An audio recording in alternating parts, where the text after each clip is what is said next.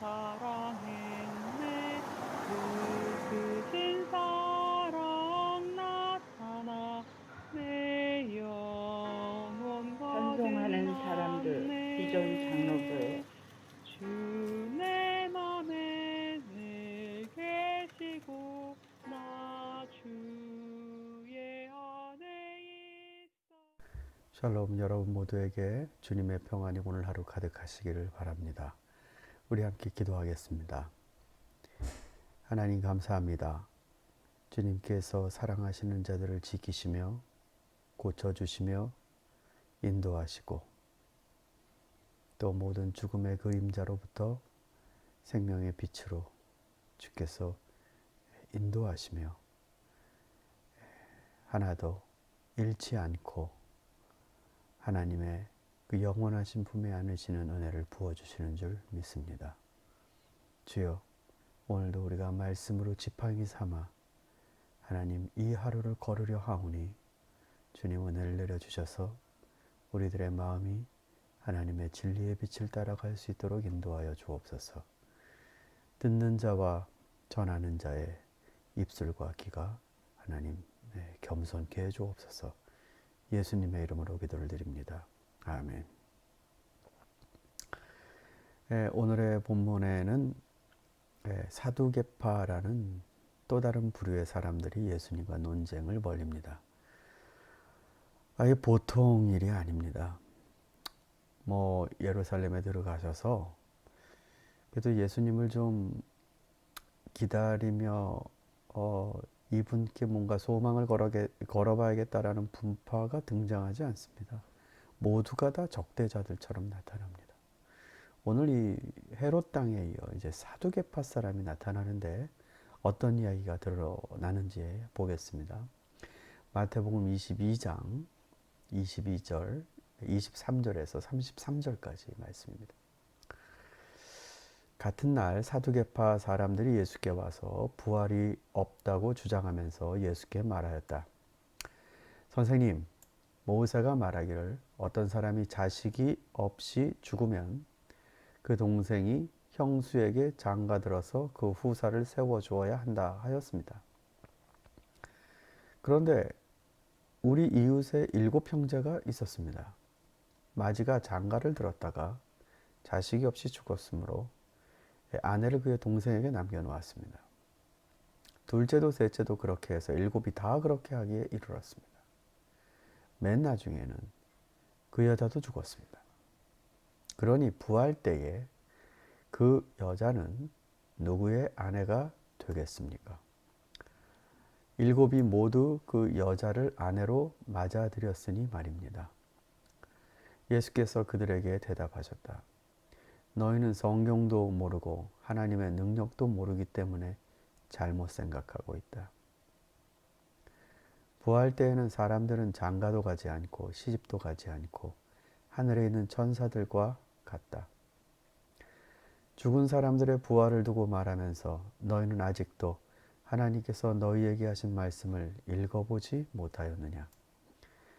하나님께서는 나는 아브라함의 하나님이요 이삭의 하나님이요 야곱의 하나님이다 하고 말씀하셨다.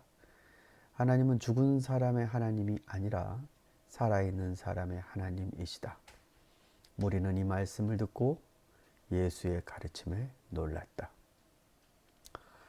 네, 이것이 이제 사두개파 사람과 예수님의 대화의 내용입니다. 먼저 이 사두개파 사람들은 다윗 그 왕 때 대제사장 가문이었습니다. 사독. 네. 그러니 다윗의 왕조와 이 제사장 가문이 얼마나 위세등등했겠습니까? 그래서 이들은 이제 가문으로 따지면 그야말로 귀족 가문입니다. 그리고 점점 이제 이런 왕가와 가깝고 또 이 제사와 이런 어떤 제의에 몰입하는 이 상황 가운데 백성들의 이 민초들의 삶과는 좀 동떨어진 거리를 두고 살아가게 되는 사람들입니다. 이 사두개파 사람들은 누가 봐도 그 당시에 기득권자입니다. 그리고 이 사람들은 모세의 율법을 되게 중요시 여겼습니다. 이게 이제 바리새파와 충돌이 벌어지는 지점이기도 합니다.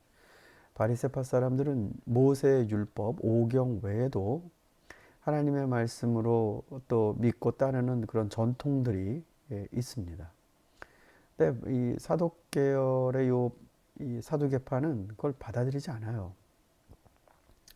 그 중에 하나가 부활 문제이기도 합니다. 그리고 이 사람들은요, 기득권을 유지하기 위해서인지 어쩐지는 모르겠습니다만, 친로마 성향이 있었습니다.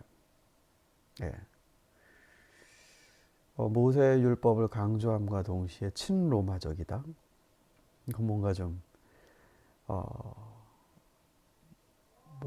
앞뒤가 안 맞는 것 같습니다. 그리고 굉장히 합리적입니다. 현세적이고요.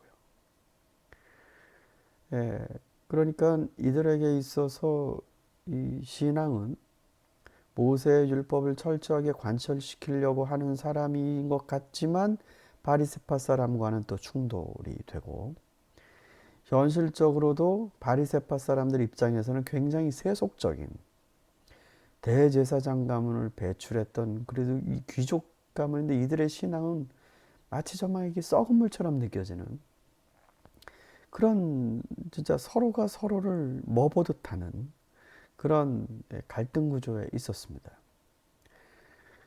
자, 이것을 꼭 아구가 딱 맞아 떨어지는 얘기로 볼 수는 없습니다만, 지금 바리새파도 예수님을 공격하고 헤롯을 지지하는 헤롯 당도 예수님을 공격하고 사두개파 사람들도 예수님을 공격합니다. 그러니까 그 당시에 유대 민족의 지도자로서 혹은 리더로서 기득권을 가지고 있었던 사람은 좌파건 우파건 진보 성향이건 보수 성향이건 예수님을 다 공격했습니다.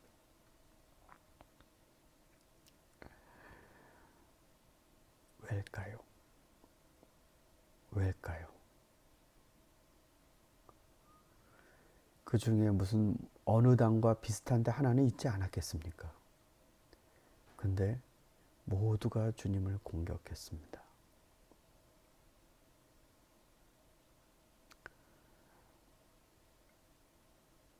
명분은 다 진리를 지키는 사람들 같죠. 하나님 사랑이라면 목숨까지도 내놓는 사람처럼 보이죠. 그러나 왜 그들이 예수를 죽이려고 했을까? 정말로 하나님을 지키는 게 뭔지 그들이 신실하게 관심이 있었을까?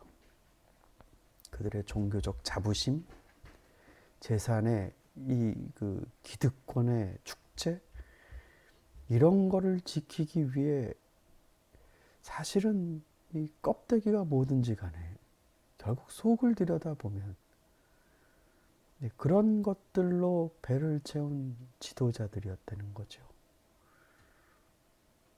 그러니 이들이 받을 보상은 다 현세에 있습니다. 바리새파 사람들이 신앙이 좋은 것 같지만 길거리에서 기도하기 좋아하고 이런다고 예수님이 일찌감치 비난하지 않으셨습니까?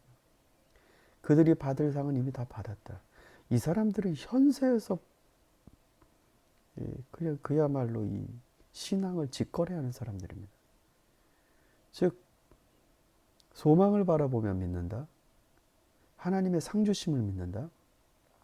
종말론적인 승리를 믿는다. 이런 구호를 가질 수 있을지 모르지만 이들의 속내는 현실적 보답입니다. 예수 그리스도는 바로 그러한 방탄조끼가 없는 듯한 진리의 행보를 보여주셨습니다.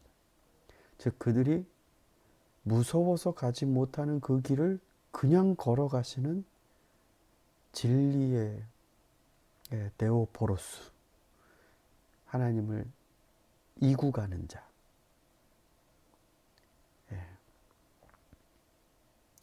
사랑하는 성도 여러분,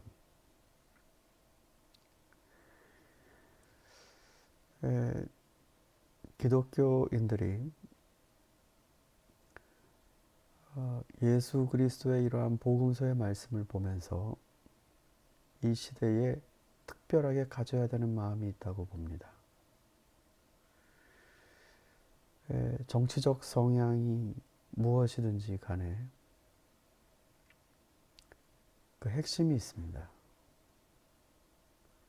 인간을 보는 핵심이 있습니다. 사람을 구원하려고 하는 그리스도의 그 사랑이 있습니다. 우리 그리스도인들은 그걸 빼면 아무것도 아닙니다.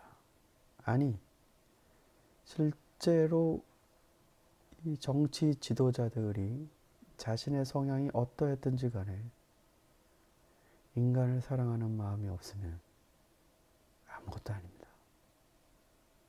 인간을 배려하는 마음이 없으면 아무것도 아닙니다.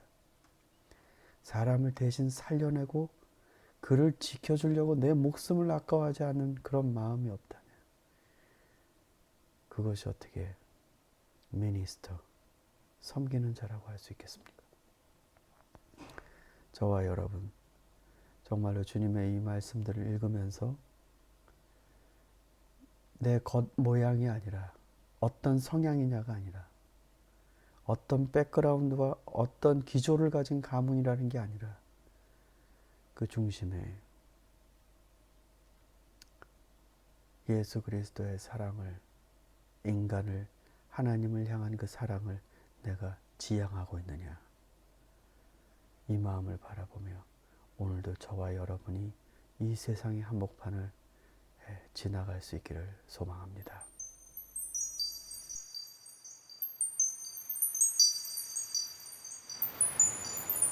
주 예수 내가 알기 전 날 먼저 사랑했네. 그 크신 사랑